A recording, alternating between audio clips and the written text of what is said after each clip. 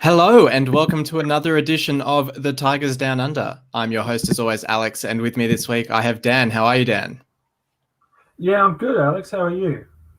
Yeah, not too bad. It's good to have some football action back to talk about. I mean, it was a short off season, but I guess without much in the way of pre-season friendlies or anything like that, it's good to see the boys out there and get the signings bedded in with a couple of games that we've had.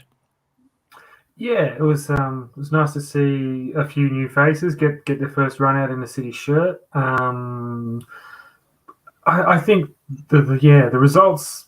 It's sort of hard to say whether they're really positive or negative. They're sort of I don't know, middling results for me really. Like we got the win against Sunderland, but it wasn't a particularly convincing performance, and I thought the performance was stronger against Leicester, with albeit a very different youthful side, but then the result has gone against us there. So just a bit interesting that I think.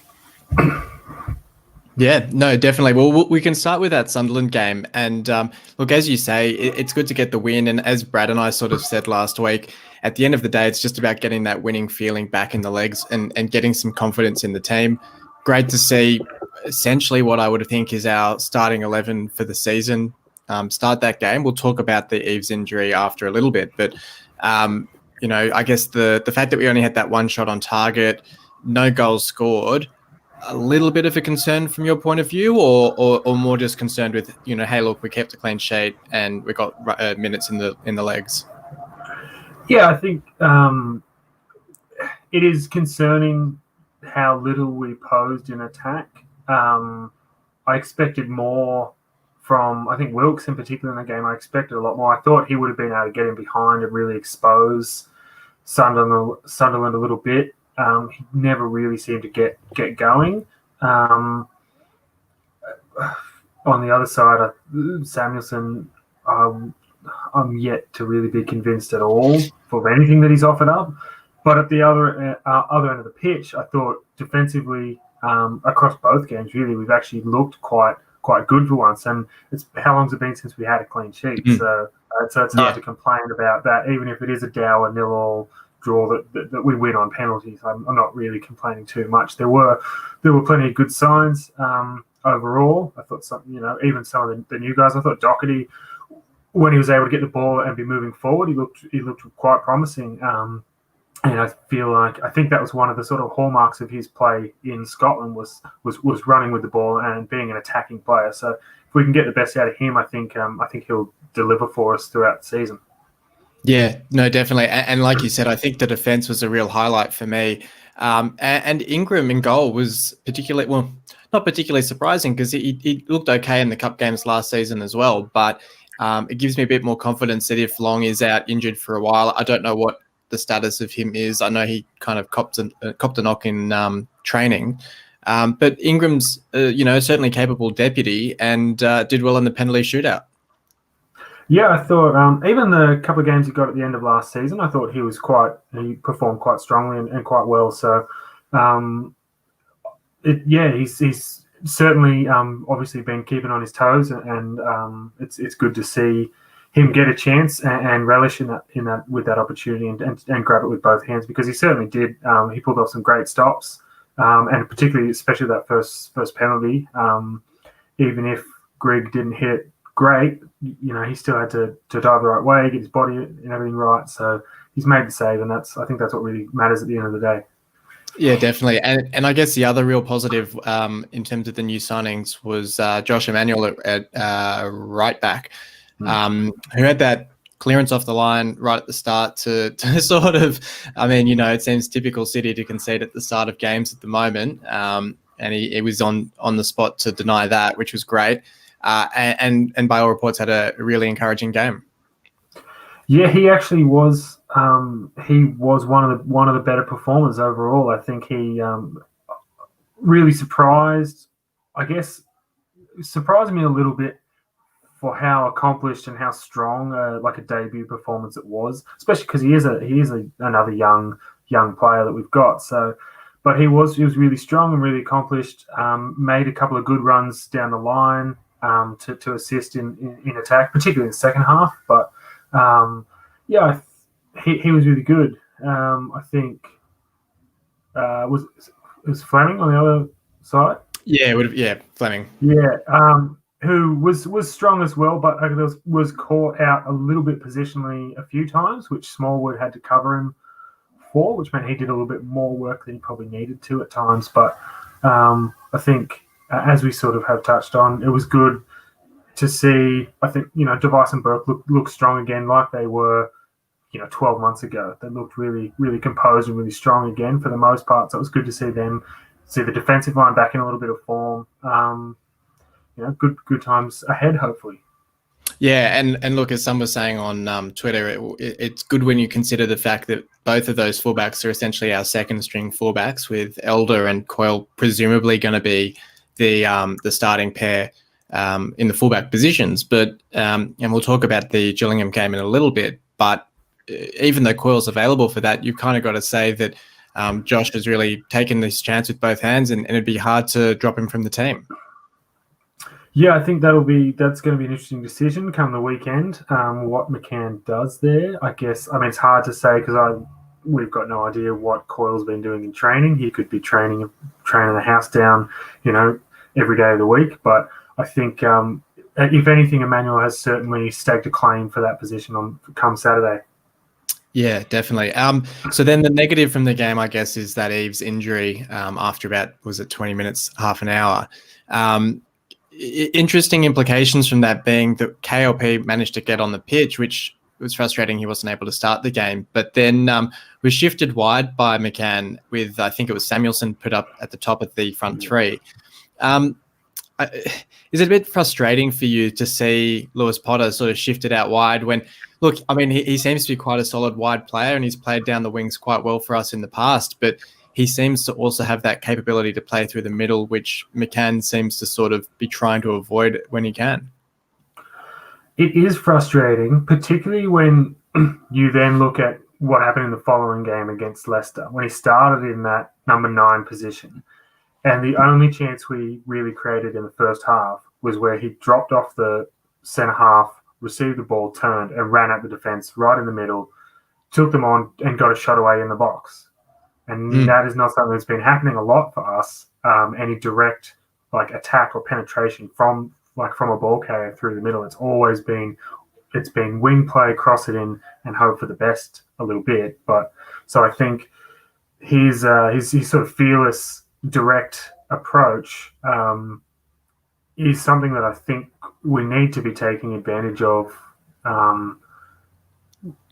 better. I think just.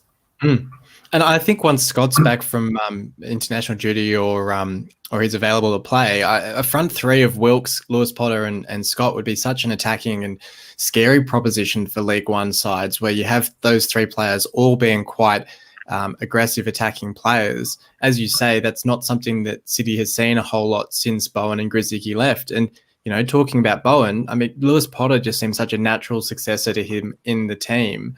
We're going to just flog a dead horse to the point where we're saying that the amount of times that we've been saying that, Lewis Potter should be starting more games. He started the one league game last season.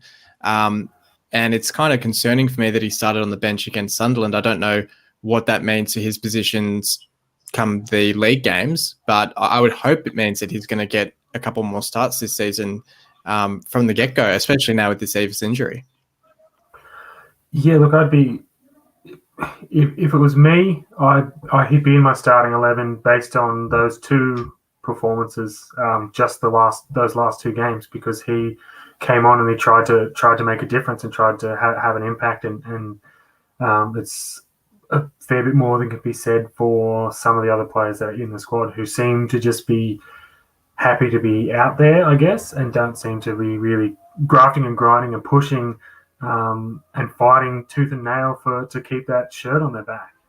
Definitely. We've got someone live watching along. So hello, DJ Camel. Thanks for watching along live with us. Hope you're enjoying the episode.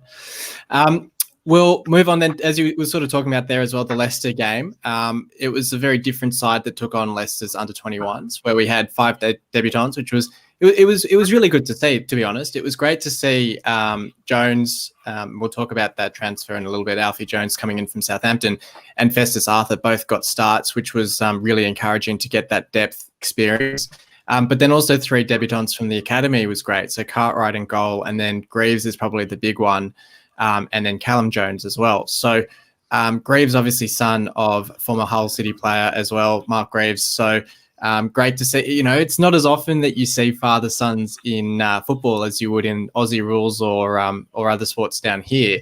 It's pretty rare. So it's great to see him line up for City as well. And look, he had a fantastic game, and hopefully there's a pretty clear path to the first team for him.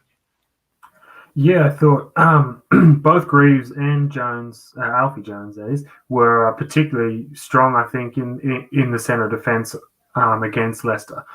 I think Arthur seemed a little bit uncomfortable out on the right side of the defence. I guess I will assume is an unfamiliar position for him. I'm going to assume that most of his time's been in the centre. But yeah, I thought those two were really good. Callum, both the Jones debutants. Callum was outstanding as well. KLP was good. As I mentioned, one of the only direct real attacking threats. Samuelson disappointed me. Yeah, I was going to ask you about Samuelson. I guess both the Sunderland game and the Leicester game, and I guess some of the performances we've seen at the end of last season. He's a very mercurial player, it seems, where he seems to have so much going for him and really could click and gel as a really great player, but just seems time and time again to get pushed off the ball a little bit too easily, seems a little bit too lightweight, and just drifts in and out of games a bit. How did you see it? Yeah, I tend to agree with you. I think games seem to pass him by. And there's moments where he gets the ball and you think he's going to just he can take the game by the scruff of the neck. He could just grab this and run with it or do something. And as you say, he loses it, or there was just moments where it's just a flick pass in the wrong part of the field. He tried one, I think, from our 18-yard box. Right, yeah. It's just the wrong time, wrong place. Just some silly things like that. And I don't know. He's got potential. There is a footballer there, but he just doesn't seem to he's not quite grasping senior football yet. So I don't know whether maybe it's just a time thing. Maybe I'm not sure. Maybe he does need to just hit the gym a little bit more. I'm not 100% sure what's up. What's stopping him from really stepping up? But something's got to change within him before he's really gonna. Before I think he really deserves a regular starting berth in a City shirt. Yeah, definitely. And I guess if at the moment he seemingly preferred towards Potter, I don't know if that will have changed after the 2 cup matches. Look, at the end of the day, he's 23 years old as well, so he's not a particularly old player by any stretch of the imagination. But I guess in our side, that's nothing new. I think most players would be around that age or younger. But I guess the main thing to talk about from the game, well, 2 main things, is the goals at either end. Is the Lewis Potter goal, which was really well taken, a great header, as he seems to be doing quite often, from a lovely cross from Chadwick, and then the controversial penalty at the other end. So the Lewis Potter goal first, we sort of alluded to it a little bit already, but look, if he gets the opportunities, he's going to put them away. Yeah, he seems to be about the only natural goal scorer we've got in the squad at the moment. He's had limited opportunities and he scored in a few of them or looked dangerous in 99% of his appearances. So I think what was nice to see was from the cross from Chadwick or the ball into the box it was nice and early. It wasn't laboured over the fact to try and get the ball into the box. He didn't muck around with it too much. He got the ball, he looked up, saw the opportunity and just played it in there. And Ken Lewis Potter was in the right position he rolled off the defender, made a nice run, lovely diving header, ball in the back of the net. So I don't know. There's not much else you can ask for, really. No, definitely. And then the penalty, pretty soft way to lose the game. I reckon I wouldn't see that given him on my Sunday league games. So at a EFL trophy level, and I did see comments to sort of suggest that the refereeing at the League One level isn't fantastic. So I'm hoping this isn't boding poorly for the season to come. Yeah, I just watched the replay of that penalty before. I had to watch it back 2 or 3 times, and I'm still trying to find out what the penalty was given for. Yeah. It was a decision that baffles me, and I think it's sort of one of those things. You go, there's money on the line, like not a lot. It's not a lot at this stage, but we'll just call it a serious competition that has prize money attached, and people are playing, and those decisions always seem to sort of come up against us anyway in these sorts of games and these sorts of positions where we always get in a serious decision goes against us at a serious moment. Like if that ends 1-1, I'm probably pretty happy with that. As it is, I'm a little bit disappointed that we've dropped a point, or dropped a point in this group stage. Yeah, and I guess I'd also say pretty disappointing that we didn't see Jakupovic in action. I think that was probably the main attraction to me for this game, was the potential that he would line up in goal for Leicester.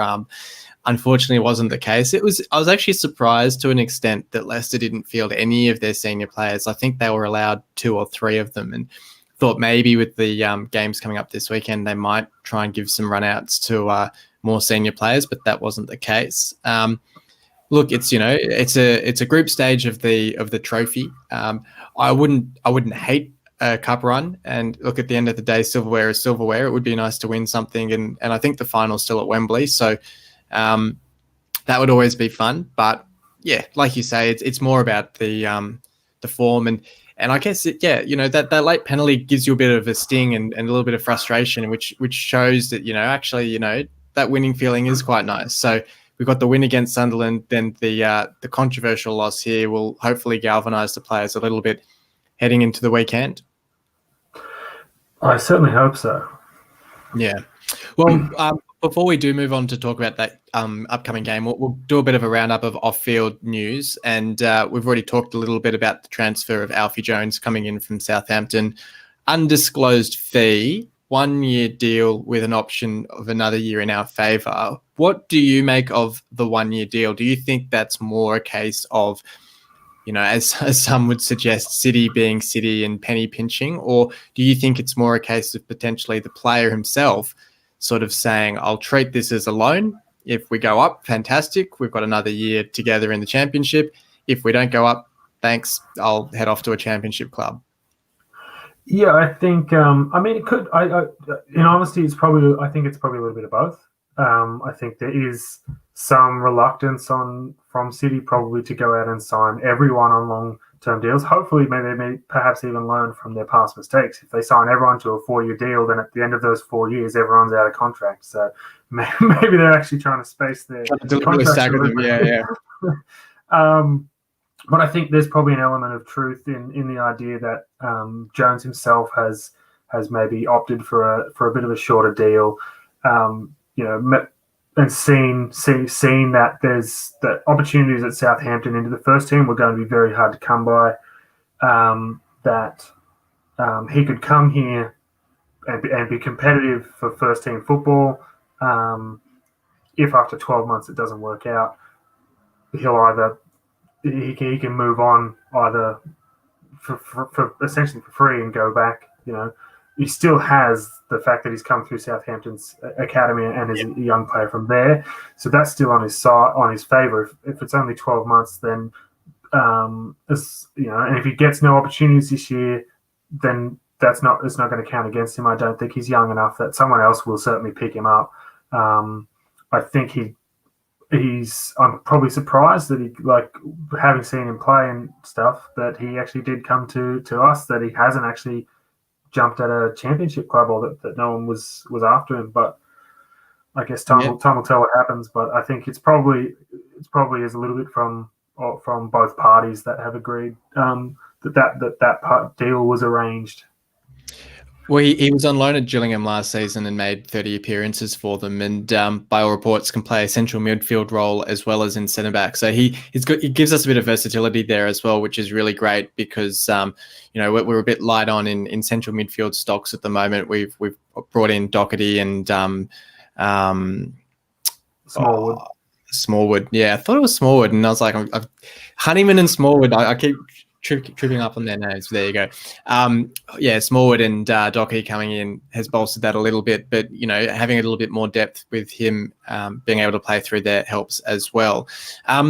The other player that we've been linked to in the last day or so is Jacques Magoma, if that's pronounced properly, who was a former winger for Birmingham, where he had 20 goals in about 168 appearances for them. I think he's about 31 or 32, which is interesting because it's not hugely in our age profile, but we do have a lot of young players, and Smallwood coming in helps give that little bit more experience, but having another senior body around the squad wouldn't hurt. And this could just be complete rubbish and paper talk, but what do you make of the rumor, and do you think there'd be a place for him in the team? I don't know. I mean, I think I'd be happy to sign another attacking player and an experienced one at that. I mean, this goal record at Birmingham concerns me, but I haven't actually looked further back. I'm not sure what his record is like across the rest of his career. Maybe Birmingham was just a dry spell in what has otherwise been a prolific career. I'm not sure, but I think that experience is always beneficial, especially when you have the rest of the squad is so young. When you look at our main attacking threats, and you're talking Wilkes, Scott, Ken Lewis Potter, they're all in their low 20s, if that. And then you've got Eaves is maybe a year or two older than them, and McGinnis is a year or two older than him. So roughly. So there's not a great deal of age and experience in our forward stocks. So I think it could be. I mean, is it a free transfer? Yeah, I think it'd be a free transfer. Free agency, I mean. So yeah, it could be a shrewd bit of business. And if it doesn't cost us anything, just wages, then what do we really have to lose? Yeah, definitely. I think when it's a free agent, of course, his goals for Birmingham would have been scored in the championship, so that suggests that potentially he'd be, decent level for the League One.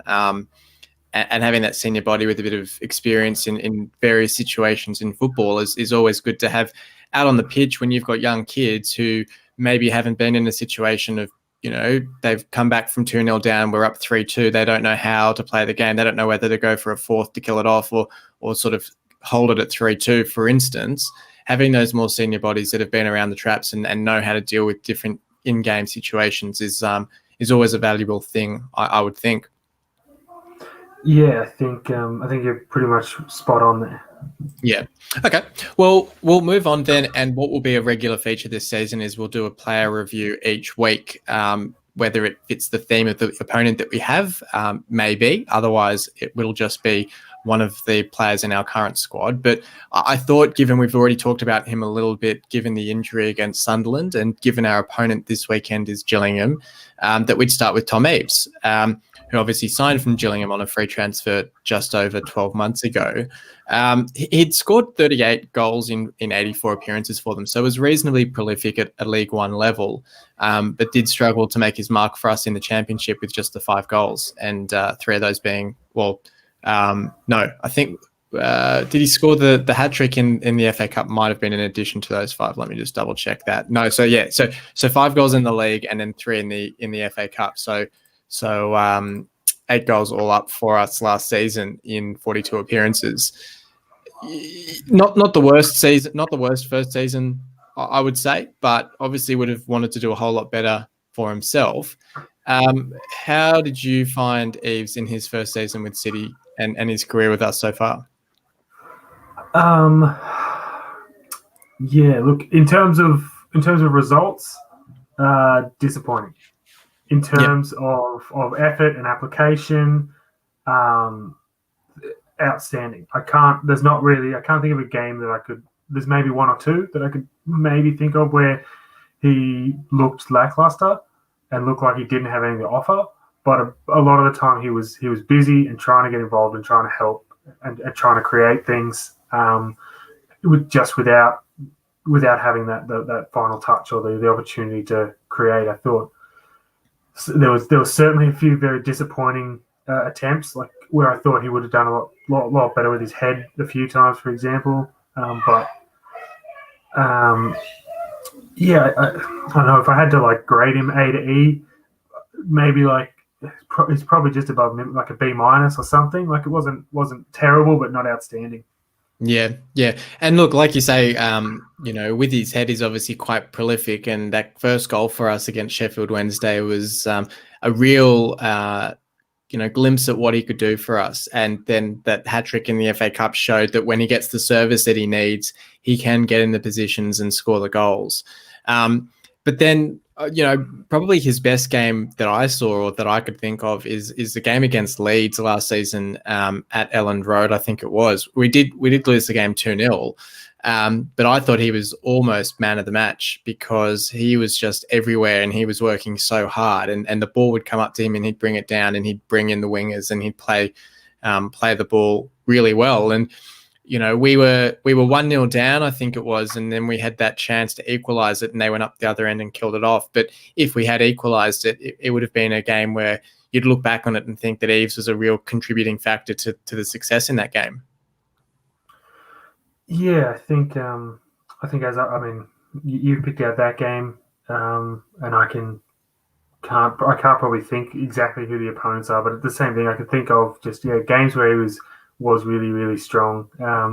So I mean, the Fulham game as well, where he his famous goal that gets replayed all over again. Look, he's good on the counter as well. He's got quick feet. Yeah, I think. But when you look at his League One record, and after that year in the Championship last year, will have done him the world of good. Particularly now stepping back to League One. He could replicate. He should easily be able to replicate his previous form here if we can give him the service. Yeah, definitely. And look, I haven't seen anything too substantial on news on his injury. I know it was a reasonably serious muscle strain. I think I'm just having a look. There's concerns that it's ankle ligament damage. I don't think they've actually confirmed how long he'll be out for. So, look, fingers crossed it's not too long. As you say, I think if we give him the service, he'll score a lot of goals for us in this division, and it'll be a real shame if he misses a chunk of that through injury before the season even begins. So, fingers crossed he's back sooner rather than later. But I suspect we'll be without him for the game against Gillingham, which would have been a really great game to see him in against his former side. But we do play Gillingham in our League One opener. They're managed by Steve Evans, who I was actually surprised he was there. I missed the fact that he went to Gillingham because he was, I think I labelled him, he's sort of a budget Neil Warnock in the fact that he's managed quite a few different league championship clubs, whether it was Rotherham, Leeds, a few others as well. So he's been around for a little while. But he was at Gillingham from June of last year and took them to a 10th place finish in the table. So nothing to be sneered at by any means, and has been a reasonably successful manager for them. I was a little surprised when I was looking it up that their top scorer last season only scored 5 goals. So I don't know the full story behind that. I don't know if a little bit like us, potentially they had a more prolific goal scorer who left halfway through the season. But if their top scorer scored 5 goals and they finished 10th, that's a pretty commendable result. I don't know if that potentially means that they're going to be quite hard to break down on the weekend. They line up in a 5-3-2 formation, so it's going to be interesting to see how we come up against that with 2 strikers potentially causing us a little bit of trouble at the back. And they've been successful so far in both of their cup games, 1-0 against Southend in the League Cup and 2-1 against Crawley Town in the EFL Trophy. So, what do you make of Gillingham as an opponent first up? Yeah, look, honestly, for me, it's almost this whole season could well just be me going, look, I don't really know anything about it. Yeah. So I'm trying to do a bit more research these weeks because it's exactly the same. I'm like, if I didn't look up who the team is, I have very little knowledge of a lot of these League One sides. Yeah, I think what's it been? What do we? What was it, like 10? It's almost is 10. Is it 10 years or more since we've been down in League One? It would have been, I think, and I could be wrong. I think it was 03, 04 because or maybe 04 or 05. 10 years or something. Yeah. Because 7, 8, then 6, 7, 5, maybe 5, 6. Maybe it's 5, 6. So what's that? Yeah, 15 years ago. Yeah, so it's been a very long time since we would have even faced them probably. So well, that's it. That's what's crazy is you look at a lot of these sides that, apart from those yo-yo sides who've been up to the championship a bit, there's sides in League One who, we wouldn't have played either in a fair while, or in the case of, for instance, AFC Wimbledon, we've never played them. So, well, I look forward to that episode. Yeah. What do I make of Gillingham?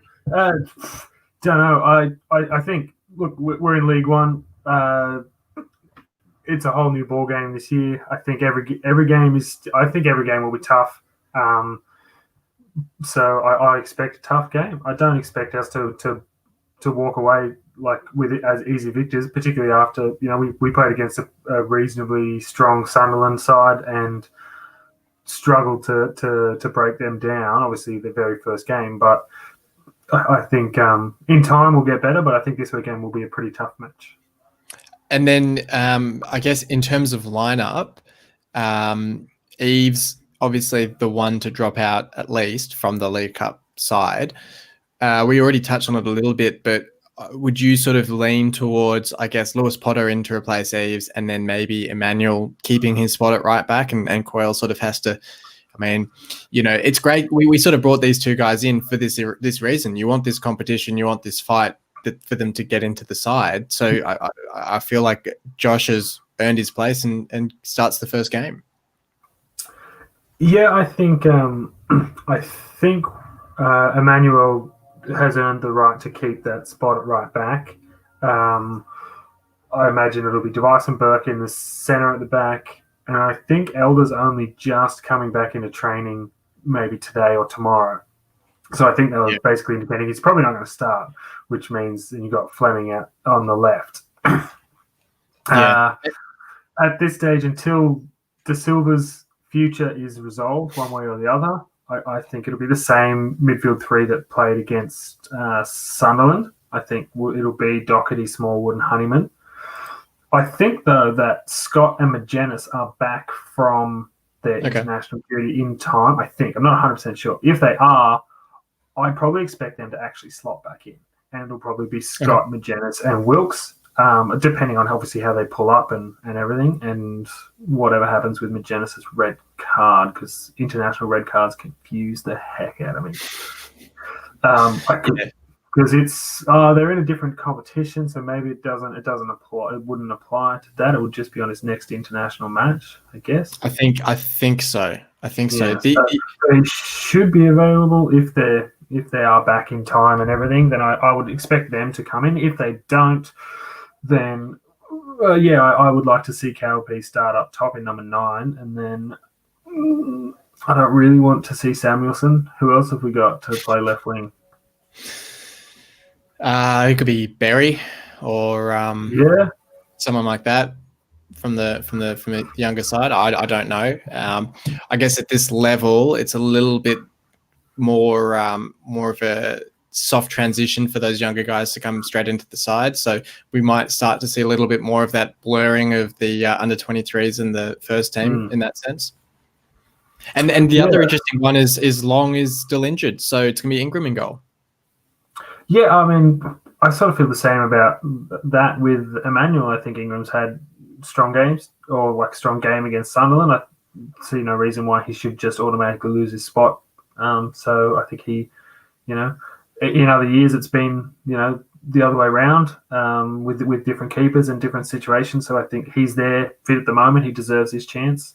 So good luck to him. Hopefully, I mean, if he performs well enough to keep Long out of the first team, then he's obviously doing something right, and we should be, winning games.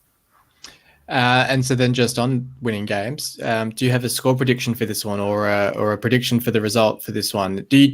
I'll put it this way. Do you go into this game thinking we should be expecting to win, or, we should just be looking to get something out of it? I'd like to win, as I would every week, but I think realistically, first game back in the division, it's been a crazy year. No real off season, and then like a sort of a rushed preseason. It's all very strange. I'd be happy if they get a result, they perform strongly. If it ends up a draw, then I'm not going to be too concerned. I think we do have enough firepower, though, that we should be able to come away with points, with 3 points. That is, I think if Wilkes can get in behind and actually just turn it on the weekend, then I think he's going to be. He has the potential. We've seen it before in previous years in that division that he can be a very dangerous player there. So he's one to watch, I think.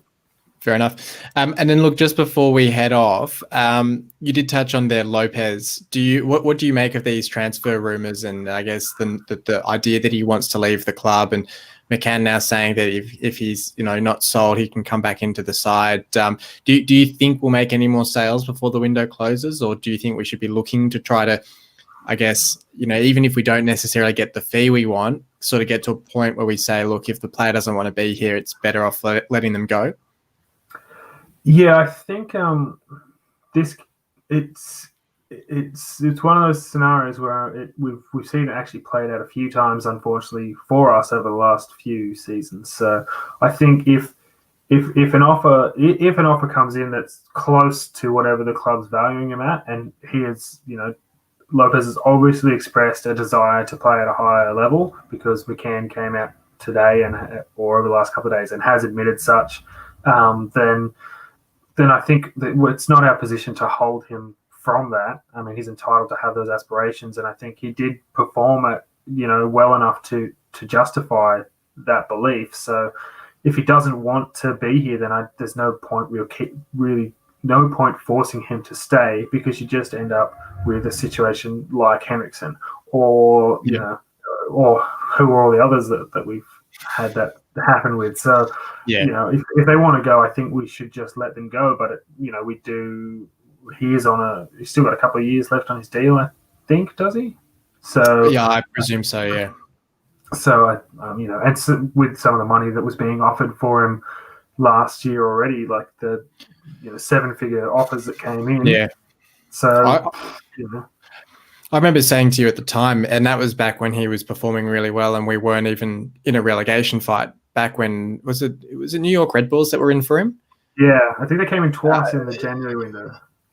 I just feel like, and look, we're sort of living with that mistake, is that even though he'd only been with us for 6 months, to be able to turn such an instant profit on a player, no matter how good they're playing for the team, you almost have to take it, because as we've seen sort of happen is you suddenly find yourselves down a league, player doesn't want to be there, his value is probably halved, if not more, from the point of view of, well, he doesn't want to be here, which probably doesn't help his valuation anyway, plus the fact that we're now in a lower league. It's going to be an interesting one. But look, it's going to be great to have football back this weekend. Yeah, I know. I'm certainly looking forward to it. I know I'll be tired on Sunday morning here, but I will make that sacrifice. Absolutely. Well, look, thanks for joining me tonight, Dan. Not a problem.